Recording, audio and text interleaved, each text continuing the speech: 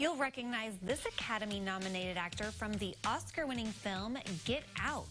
Daniel Kaluuya stars as Chairman Fred Hampton of the Black Panthers in Judas and the Black Messiah.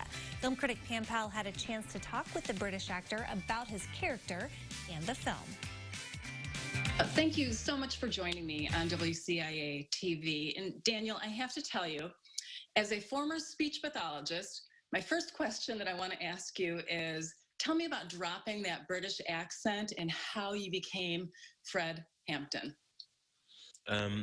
Dropping the British accent is, I just let it go. I just kind of, when I see the lines, I can't do the lines in the London accent. I just can't do it in that. So I just go, I can only do it in this way. So then I just do it in that way.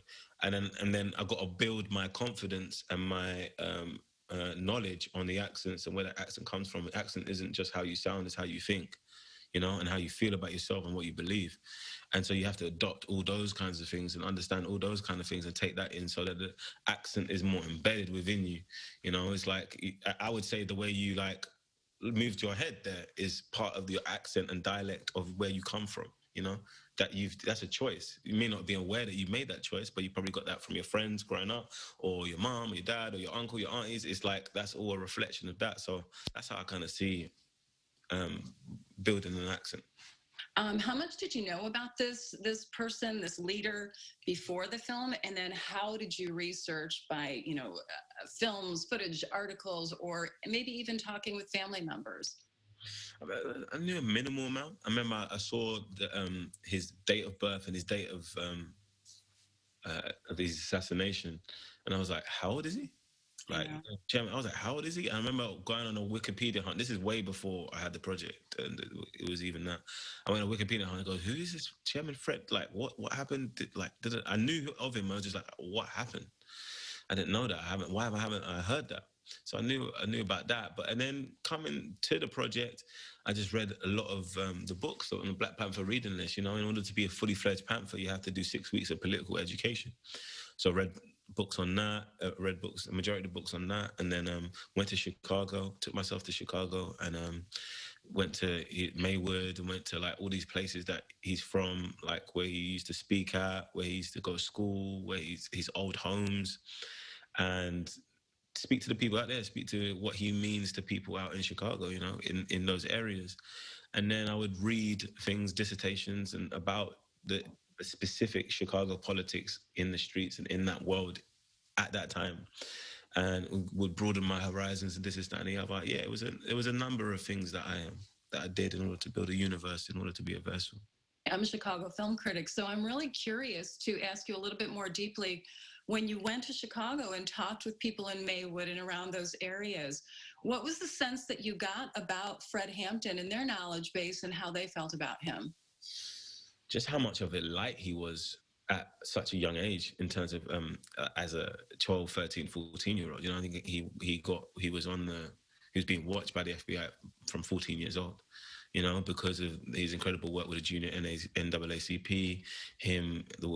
There's a swimming pool named after him in Chicago that he did incredible work in order to get Black people to be there. It's like he did an amazing, at a very young age. That's what I really glimpsed. At a very young age, he was clearly a leader and clearly just not his age. He was a man on a mission, and he had a purpose.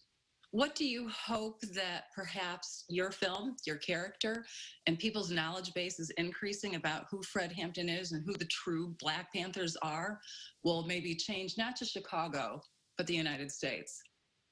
I feel for me is just to see that these are people that deeply, deeply love their community, with healing the sick, with educating kids, with feeding kids, paying for legal aid.